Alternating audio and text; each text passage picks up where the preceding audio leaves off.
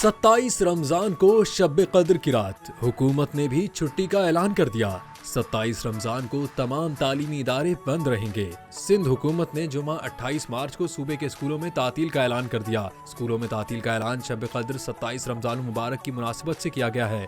इस हवाले से जारी होने वाले नोटिफिकेशन के मुताबिक सिंध के सरकारी और निजी स्कूल जुमा 8 मार्च को बंद रहेंगे। वाज़ेह रहे कि वफाकी हुकूमत ने ईद उल फितर के मौके पर 31 मार्च से 2 अप्रैल तक छुट्टी का ऐलान किया है। इसके अलावा सिंध और पंजाब हुकूमत की जानिब से भी इन्हीं तारीखों में आम तातील का ऐलान किया गया है।